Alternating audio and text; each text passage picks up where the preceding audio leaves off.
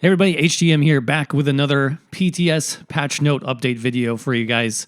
In this video, we'll be checking out all of the new and updated item sets. There's 8 new sets from the new DLC dungeons. There's 3 brand new sets from the rewards for the worthy, the PvP mail that you get. And then there's actually tons of reworked sets. So older sets that people were not using have now been updated. So this is going to be a pretty massive video as well. If you missed my earlier video, I did another complete video talking about all the skill changes coming in update 31. I'll have a link for that in the description. Make sure you check that out if you haven't already, but let's jump into the new sets to start. So new item sets. This comes from the Waking Flame DLC, which is going to be a 2-dungeon DLC. And we're going to start with the Dread Cellar dungeon. We have Scorion's Feast, which is a light armor set. This gives you max magicka recovery, weapon and spell damage, and when you deal damage with a fully charged heavy attack, you gain an aura for 10 seconds, granting you and 3 other group members 307 magicka and stamina recovery. Pretty nice recovery there. It can happen once every 20 seconds. And if you deal damage with a fully charged heavy attack with an aura active, you consume the aura for 10 seconds, granting you and your other group members 307 weapon and spell damage. So not only do you get the recovery, you get the weapon and spell damage for you and your group. It's a pretty nice group utility set for sure. The medium armor set is called Rush of Agony, stamina recovery, weapon and spell damage, penetration, and then for the 5-piece, when you deal direct damage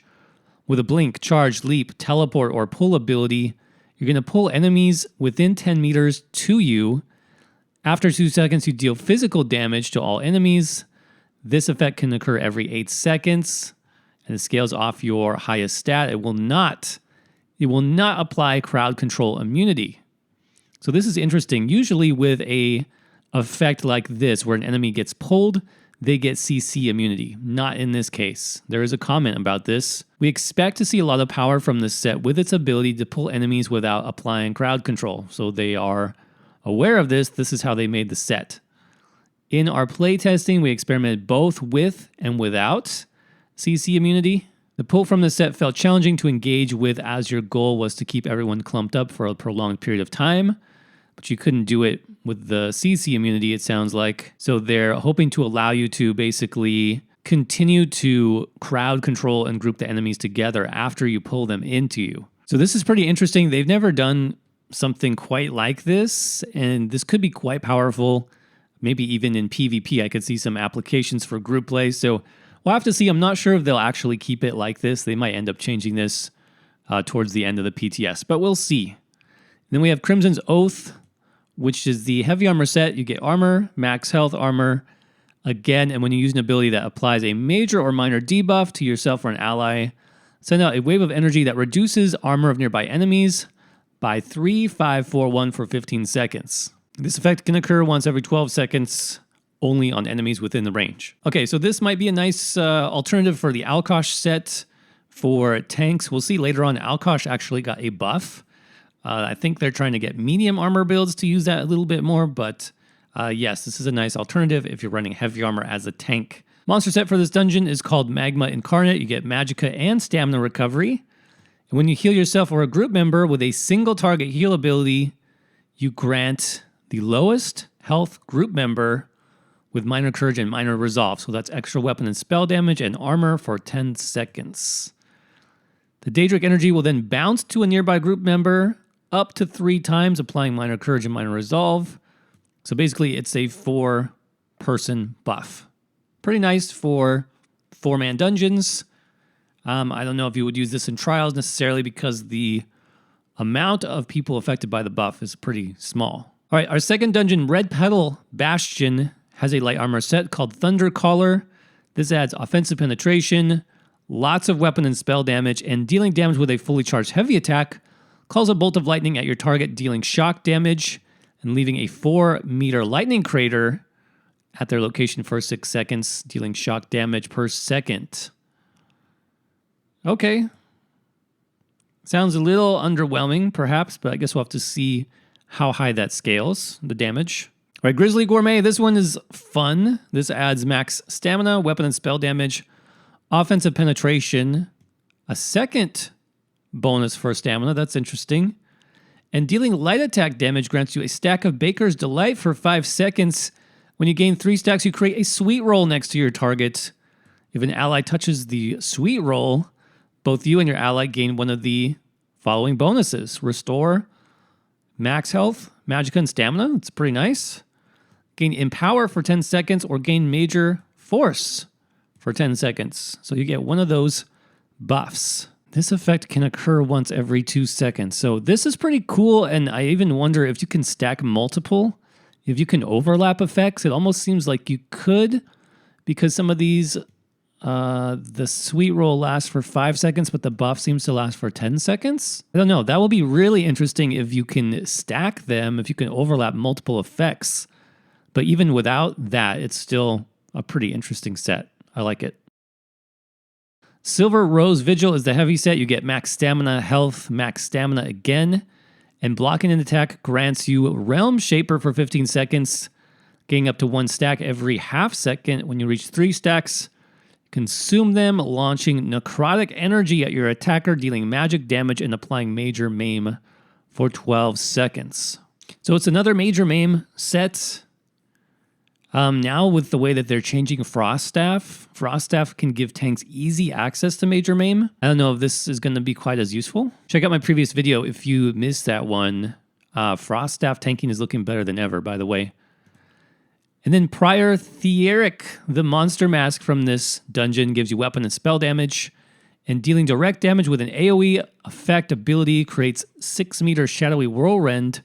Whirlwind, can I say it? Whirlwind behind your enemy for 7 seconds. Enemies within the whirlwind take physical damage each second and increase their damage taken from your area of effect abilities by 5%. This effect can occur once every 15 seconds. Okay, so that's an interesting debuff. Increases their damage taken from your AoE abilities by 5%. That's a new one, I think. Now it says increase their damage taken from your area of effect abilities. But I wonder if that applies to group. If that applies to group damage, that's going to be a pretty nice monster set for tanks and support builds. So that'll be interesting to test out. Now that covers our new sets from the 2 new DLC dungeons. There's way more beyond that, so let's keep looking. Let's keep diving into these patch notes. Under Rewards of the Worthy, we have 3 brand new sets. Now these are primarily like PvP focused, but I can see plenty of application, plenty of potential for PvE builds as well. So let's check these out. Dark Convergence is a light armor set. Gives you max magicka, offensive penetration, weapon and spell damage. Casting abilities that leave an effect on the ground will create an area that applies 30% snare and pulls enemies every 2 seconds, stunning them for 1 second. After 4 seconds, the area deals magic damage and additional magic damage to enemies within 3 meters, increasing the damage for 10% for each target. This effect can occur once every 20 seconds and scales off the higher of your weapon and spell damage. This is the comment, by the way, this set was designed with one goal in mind: kill large groups. Pesky ZERG sitting on your keep or resource, send them to the void by pairing this set with some hard CC and immobilizes. I like it. It's going to be pretty fun for group PvP.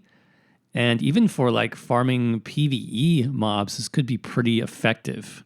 So I'll definitely be checking out that one. Plague Break is the medium set. It gives you offensive penetration, lots of weapon and spell damage, and dealing direct damage to an enemy turns them into a plague carrier for 10 seconds, dealing disease damage over the duration. If the plague is removed early, it explodes, infecting enemies within 8 meters, dealing disease damage. The explosion also deals additional 10% per enemy hit. Okay, so that's another one of those ZERG busting skills similar to Dark Convergence. So large groups must purge more carefully, or obviously not, stack on top of each other like they might be doing. And then the final rewards set, Hrothgar's Chill.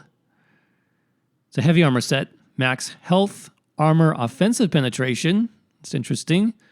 Stunning or immobilizing your enemy causes them to burst with frost magic, applying this chilled status effect and dealing 26% of their total physical and spell resistance as frost damage to themselves and enemies within 8 meters. So again, another effect aimed at groups of players or enemies. Very interesting sets. I do like these a lot. Now finally, we're going to jump into some of the reworked sets, and what they did with this list of item sets is they looked at sets that weren't really being used as much as others, and then they tried to improve those, which is always appreciated. I really like when they do this because it gives us more interesting, useful ideas for builds. So first, let's talk about Pelinal's aptitude. This previously gave, basically how it worked is it gave some minor stats, and then the 5-piece bonus made your weapon and spell damage equal, which used to be quite good for hybrids.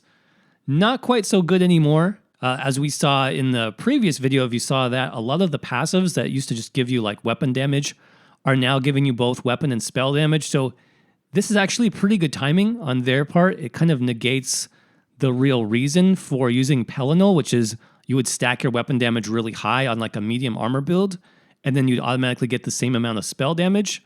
Well, it's already going to be pretty close without a set like Pelinal because so many of the passives in the game now give you both weapon and spell damage. So I do like that they are re-examining this. The description is a little funky. I'm going to have to test this out on the PTS once it's up.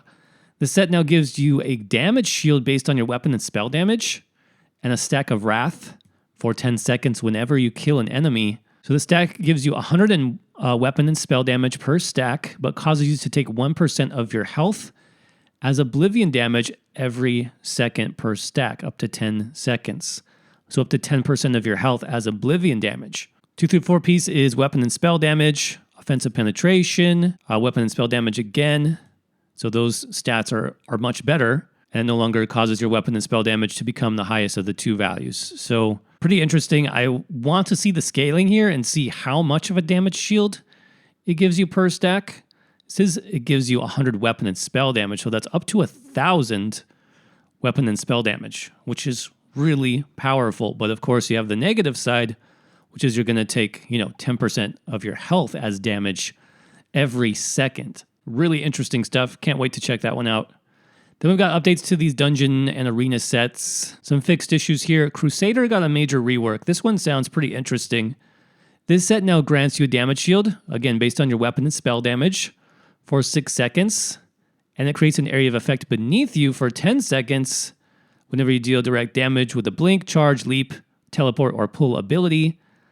Every 2 seconds, the area grants you and your group members inside minor courage, and that can occur once every 20 seconds. It's now giving you weapon and spell damage for all the bonuses, 2, 3, and 4. That's pretty interesting. Definitely an improvement over what was maybe one of the most useless sets in the game, which increased your roll dodge window by 0.03 seconds. So we'll have to test that one out too. Sounds pretty good. Pestilent Host. This set now can stack between multiple wearers. Pillar of Nirn. The initial hit can now be properly blocked. Thunderflame now has a cooldown. Unleashed Terror has a 2-second delay. And Viper Sting has a 1-second delay. Some changes to monster masks. Be aware. Krogs has a slightly altered AoE. So they decrease the width, but they increase the length of the attack. Selene looks quite a bit different. This will no longer spawn a bear spirit, but now summons a visual bear. So we'll have to see how that looks. They did that to improve performance, by the way. A couple of sets here now labeled as procs. Veladrith, the spores now no longer explode after hitting a target. They instead continue to travel in a straight line. Some Overland sets here got some major changes as well. Nicholas's Heavy Armor. This set now grants a stack of Resolve for 5 seconds whenever you successfully block, which after 8 stacks you consume and completely avoid the next damage, the next direct damage attack made against you within 5 seconds. This doesn't sound great still, but okay. Sithis Touch. This set now grants 5% movement speed for 30 seconds whenever you kill an enemy up to 20 times. Up to 20 times. And grants invisibility for 3 seconds when activating. So is that a stack? Is that 5% per kill? Up to 20 kills? The wording is a little bit confusing. If so, that's 100% movement speed, which seems insane. 2 through 4 piece is now max stamina, max magicka, weapon and spell damage.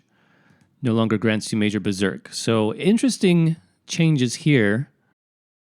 And then Stygian, this is pretty good for Nightblades.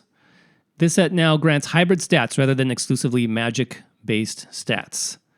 So offensive penetration rather than max magicka. So basically, I think this gave you like 350 spell damage coming out of invisibility. So now it's going to give you weapon and spell damage, which is going to be nice. Some more changes to PvP sets. Galarian's Revenge, now properly labeled as a proc.